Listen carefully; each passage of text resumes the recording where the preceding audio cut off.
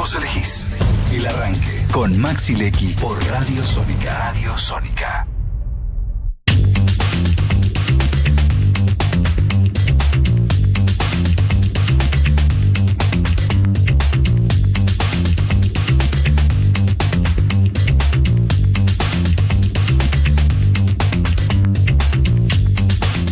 Y 19 minutos y como les adelantáramos, ya teníamos en nuestros estudios a nuestra invitada del día de hoy, que es prácticamente, yo diría, una amiga de la casa. La verdad que siempre nos gusta mucho cuando nos viene a visitar. Ella es Silvia Saravia, es dirigente, representante de Libres del Sur. Y bueno, hoy está acá para contarnos un poco qué es lo que está pasando en la Argentina, en la provincia de Buenos Aires, y también dentro del ámbito de su partido. Hola Silvita, ¿cómo estás? ¿Qué tal? Buenos días. Buenos días. Gracias por el espacio. No, al contrario, para nosotros un gusto que nos visites. Siempre es muy clarificador escucharte. Justamente en el día de ayer recibimos un premio en la legislatura porteña y lo que más, decíamos al principio del programa, lo que más se remarcó fue este sello de nuestro programa, de nuestra radio, de escuchar todas las voces. Y felicitaciones. Sí, muchas gracias. Porque Silvia, los reconocimientos, sí, la verdad que vienen bien. Son importantes y sobre todo, bueno, justamente reconocimiento de 20 años. Mirá. O sea que mucho. Bueno, Silvi, contanos qué está pasando en este contexto de país que realmente es muy movilizante, no se entiende mucho, por un lado sí, por otro no. Y te voy a llevar a un tema que sé que es fresquito, que es el tema del Consejo del Salario. Contanos un poquito qué está pasando con eso. Bueno, en primer lugar, sí, hay que decir que a pesar de que lo vemos al gobierno muy envalentonado, la gente no le dio un cheque en blanco. Creo que eso es importante porque el malestar en la calle se sigue sintiendo, que a la gente no le alcanza para llegar a fin de mes, eso sigue estando. Y las condiciones de vida siguen siendo muy limitadas, pendientes de un hilo en muchos casos, ¿no? De alguna situación que se vaya resolviendo en el día. Así que me parece que eso es una cuestión importante de cómo estamos, porque a veces uno ve y dice, bueno, ganaron en octubre y entonces pueden hacer lo que quieren. Bueno, creo que eso tiene un límite, ¿no? Tiene un dique que sí, es que la situación de todos los días no mejora. Sí. Y nosotros tenemos la perspectiva que va a empeorar. ¿Por qué? Porque, bueno, vos recién me decías, bueno, se convoca el Consejo del Salario Mínimo Vital y Móvil. Y en realidad el Salario Mínimo Vital y Móvil debería ser un monto para un trabajador o una trabajadora que le alcance. Que se aproxime a la realidad de su consumo, digamos. De superar la línea de la pobreza. Claro. Y la línea de la pobreza hoy, por el INDEC, para una familia, está en arriba de 1.200.000 pesos. Y tenemos un salario mínimo alrededor de los 300.000 pesos. Claro. Entonces, la realidad está 4 veces por encima, digamos, la realidad de lo que debiera ser, ¿no? La realidad de la situación que se vive. Claro. O podríamos decir, la realidad del gobierno está 4 veces por debajo de lo que necesita una familia para salir de la pobreza, que además eso está cuestionado, porque vos le decís a una familia vivir con 1.200.000 pesos, con lo que hoy está un alquiler, bueno, me parece que también es como imposible. Es imposible o se deterioran mucho las condiciones de vida. Así que bueno, esa convocatoria del Consejo de Salario, que se va a hacer el miércoles de la semana que viene, nosotros con los distintos sectores nos vamos a movilizar a la Secretaría de Trabajo, aunque ellos sigan haciendo la reunión virtual, ¿no? Sí, claro. No se ven cara a cara personalmente, algo que uno valora un montón, ¿no? Sí, hoy, claro. A pesar de que uno dice, bueno, hay un montón de herramientas virtuales, pero el cara a cara siempre es diferente. Es otra cosa, hay otro timing, digamos, ¿no? Y otra vibra. Ahí vos podés ver qué es lo que le está pasando al otro en carne viva, digamos, ¿no? Exactamente. Lo otro es una pantalla. Así que bueno, evidentemente el gobierno pretende mantener un salario mínimo vital y móvil muy, muy pisado, o sea, muy contenido, muy alejado de las necesidades reales. ¿Qué está ofreciendo el gobierno y qué están pidiendo ustedes, Silvia? No, ahora todavía no se sabe qué está ofreciendo el gobierno, todavía no hay planteos concretos. Lo que nosotros siempre pedimos es que precisamente se acerque a la canasta básica total, ¿no? Que es la canasta básica que mide la pobreza en Argentina. que es 1.200.000 pesos. Claro, la realidad es que... Estamos muy lejos de eso. Eso te iba a decir, la realidad es que el porcentual que implicaría llegar a eso es como casi ilusorio, digamos, ¿no? Es ilusorio, pero es una referencia válida. No, totalmente. Porque el salario mínimo vital y móvil no solamente es referencia para el salario de una persona que está registrada, que tiene un trabajo con todos los derechos, sino que además es referencia para jubilaciones, para la asignación universal, para la PUAM. O sea, es referencia también para otros ingresos, por eso lo mantienen pisado. Y también hay que decir que incluso con esas limitaciones, el proyecto de presupuesto, el proyecto que está enviando el gobierno al Congreso está planteando desenganchar la asignación universal del salario mínimo. Claro, y yo cuando vos comenzaste a explicar este tema, rápidamente se me vino a la cabeza esta idea, ¿no? Hay una realidad. No es una masa importante de trabajadores que perciben el salario mínimo vital y móvil, el monto que está actualmente como...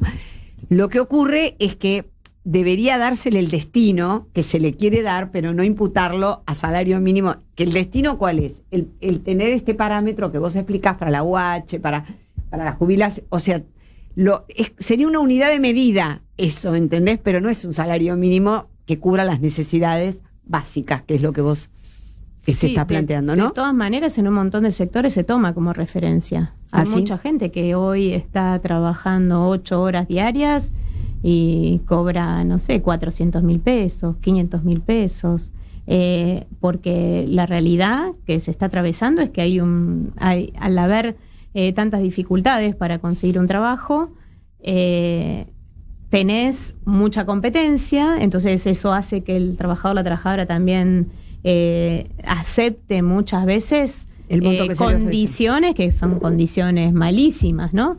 Nosotros tenemos varias compañeras que quizá trabajan cuidando adultos mayores y la verdad que las condiciones de trabajo son inhumanas, pero además de las condiciones de trabajo ser de ese modo, se les paga muy poquito y la tarea que hacen es una tarea realmente esencial, muy importante. Así que me parece que bueno, que en contextos como este, determinados sectores empresarios se aprovechan de la situación e incluso un montón de leyes laborales no se cumplen.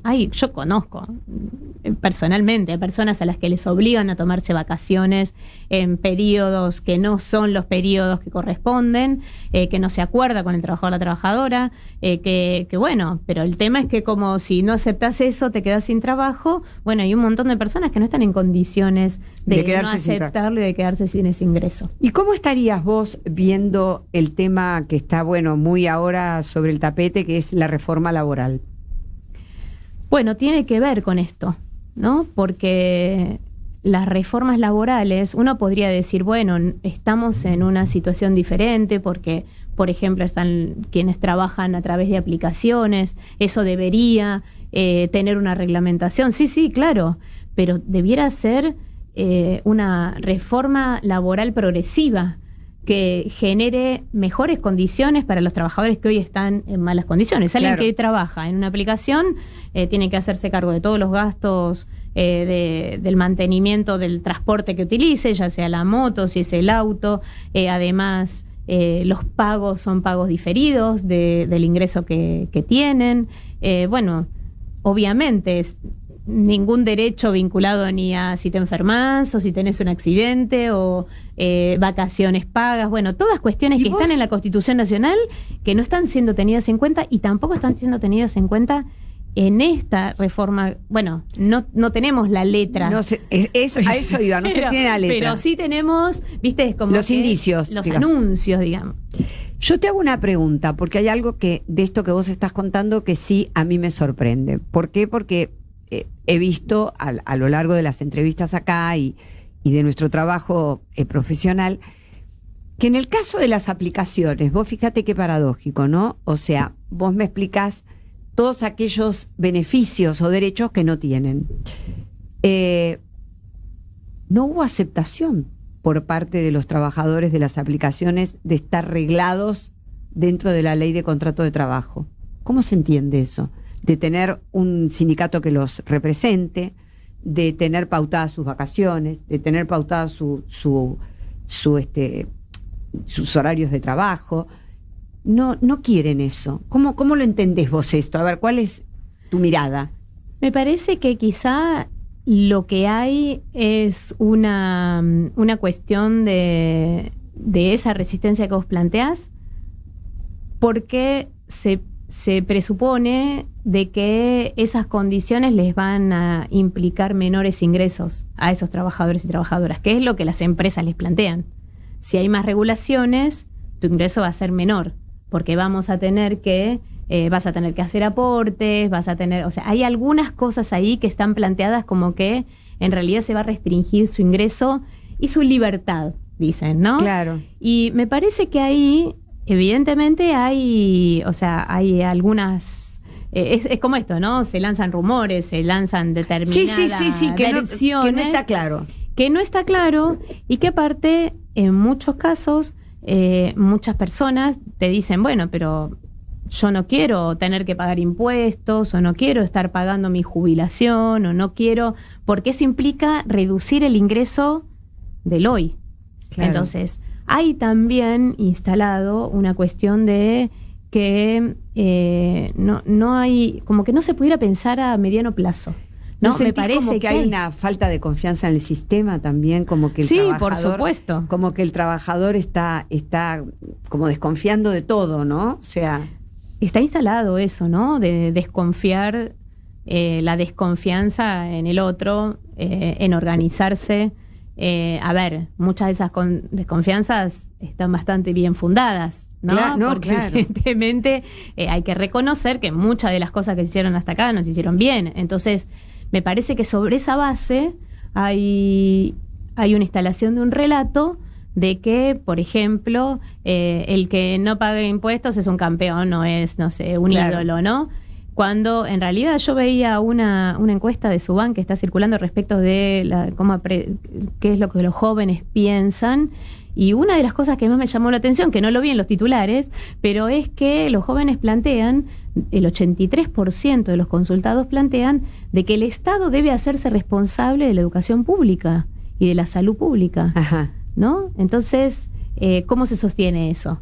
¿No? ¿Cómo eso choca, entre comillas, con esta apreciación de que, bueno, hay total desconfianza en las instituciones, o el Estado en realidad está solo para robarte o para quitarte ingresos, derechos o libertades? Bueno, me parece que hay algunas cosas ahí a prestar atención, porque evidentemente hay un relato que se quiere construir que se basa sobre cuestiones concretas, pero que definitivamente, si vos lo terminás de desmenuzar, hay una defensa del Estado para resolver, ya te digo, salud y educación, y creo que alrededor de un 70% está planteando que el Estado tiene que ayudar a los más débiles, a los más desprotegidos. Son porcentajes muy altos que se contraponen con un discurso o un relato que desde los sectores de poder y de un montón de sectores se plantean como, bueno, los hechos que sobre los cuales no se puede discutir. Me parece que, bueno, hay algunas cosas sobre las cuales hay que trabajar y hay que, por eso decía antes, ¿no? A Milei la sociedad no le dio un cheque en blanco. No. La situación de enojo, de angustia, sigue estando presente. Las dificultades económicas y de acceso no solamente a alimentos, sino, a la vivienda. Uno dice, ¿cuánta gente hay en situación de calle? Y quizá es algo visible. Pero ¿cuánta gente se volvió a vivir a la casa de los viejos o a la casa de un familiar? Y se mudó, y eso genera condiciones de vida bastante más precarias o más difíciles. Bueno, eso no es tan visible. Claro. Pero sí uno lo ve en el entorno, ¿no? Lo ve quizás se ha ido a vivir solo, o se quiere vivir en pareja, pero bueno, lo está dudando. O familias enteras que se mudan a otros barrios lejanos y a otras provincias incluso, porque un familiar le ofrece, porque ya no puede pagar el alquiler, ¿no? Ya se endeudó y ya las condiciones y la perspectiva, que es lo peor, me parece, en toda esta situación, que la perspectiva, porque el modelo de Milei, hay que decirlo claramente, tiene la perspectiva de generar más desigualdad más desigualdad. No una cuestión de movilidad social y de que quizá vos estás en una situación y si estudias, te esforzás, vas a poder. No. Está generando y está pensando en generar más desigualdad, y eso va a hacer que una porción mucho más importante de la población esté en condiciones de vida mucho más precarias. Claro. Decime, Silvia, ¿y cómo estás viendo vos, además de este tema, ¿no?, de la reforma laboral y la reforma fiscal o tributaria, cómo están viendo ustedes el tema del presupuesto en este momento? ¿Qué posición han tomado respecto de eso? Bueno, hay que mirar muy bien el presupuesto. Me parece que Milei medio dijo o el gobierno dice que lo va a aprobar de taquito ahora en diciembre. Hay que ver, porque evidentemente hay algunos ítems sí, que no son llamativos, sino que van en el sentido de hacer recortes a la asistencia social, recortes a las provincias, recortes a la obra pública, o sea, cuestiones que quedan plasmadas, que ahora las hizo de hecho, porque no tenía presupuesto, pero la perspectiva es que, por ejemplo, en todo lo que tiene que ver con la asistencia social, se calcula 1/3 de lo que se viene implementando. Entonces, ¿eso qué va a hacer? Va a hacer que algo que quizás el gobierno sostuvo para que no hubiera más conflictividad social, como fue la asignación universal, la tarjeta alimentar, eso se reduzca, y se reduzca en 1/3. Algo que de alguna manera contuvo. Alguien dice, muchos siempre me preguntan, bueno, ¿por qué no hay un estallido parecido al 2001? La gente está pasando hambre. La gente hoy, una porción muy importante de la población, percibe una ayuda social que en el 2001 no estaba. Claro. Es un ingreso que no alcanza, pero que te da un piso. Y entonces, si eso que hasta ahora sostuvo una situación de manera muy precaria, pero que la sostuvo al fin, bueno, si eso se reduce a 1/3, evidentemente la conflictividad social va a aumentar. Claro. Por más que trate, o sea, el sol no se puede tapar con una mano. No. Entonces, de alguna manera, esa conflictividad social va a aparecer de una manera que la verdad es que no es algo que uno dice, ay, qué bueno que va a aparecer la conflictividad social. No, uno dice, cuando aparece la conflictividad social en esta situación, es que uno ya no tiene nada que perder y que bueno, y que quienes terminan pagando el pato de la boda es los sectores más empobrecidos, no es que ellos, o los sectores que ya vienen enriqueciéndose, dicen, bueno, no, bueno, evidentemente pueden complicársele algunos negocios, pero ya están cubiertos. Claro. Silvi, y para ir cerrando esta nota, que la verdad que me encantaría seguir charlando, pero los tiempos de acá son medio como complicados en la radio, pero te quiero preguntar, ¿cuál es la posición que toman frente a la convocatoria que tienen de ATE para el día de mañana? Mira, nosotros creemos que es muy importante que los distintos sectores afectados salgan a protestar y a plantear, digamos, la situación.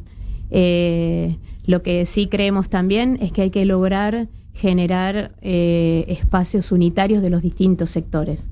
Por eso el planteo de, por ejemplo, cuando está la convocatoria del Consejo del Salario, por ejemplo, la convocatoria frente a la propuesta de reforma laboral que se haga, o lo que sucede con el presupuesto. Nos parece que es un momento donde tenemos que tratar de generar la mayor unidad posible de los sectores que queremos poner un freno a Milei. Y eso, no es sencillo. No. Porque además, cada sector tiene como tiempos o momentos donde tiene mayor afectación, pero hay que hacer el esfuerzo.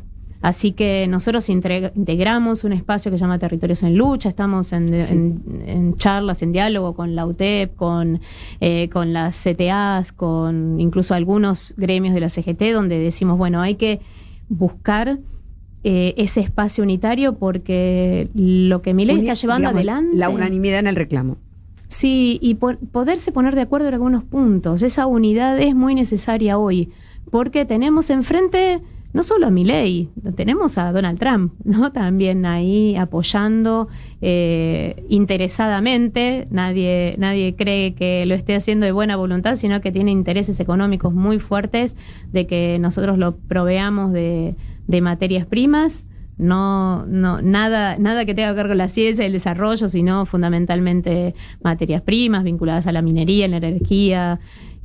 Así que me parece que tenemos ahí que tomar conciencia de eso, de que hay que generar la más amplia unidad de los sectores. Y bueno, sabemos que no es sencillo, pero tenemos que hacer un esfuerzo porque, bueno, es nuestra responsabilidad para hoy. lograrlo. Silvita, te agradezco un montón, como siempre es un gusto charlar con vos y Muchas por gracias. estos minutos y por tu tiempo. Bueno, muchísimas gracias. No, al contrario. 11:39 y pasó por el arranque, nos visitó como tantas veces Silvia Saravia, ella es dirigente de Libres del Sur. Estás escuchando El Arranque. Programa nominado a los Martín Fierro Digital 2022 como mejor programa de interés general por Radio Sónica, la radio más escuchada de Internet.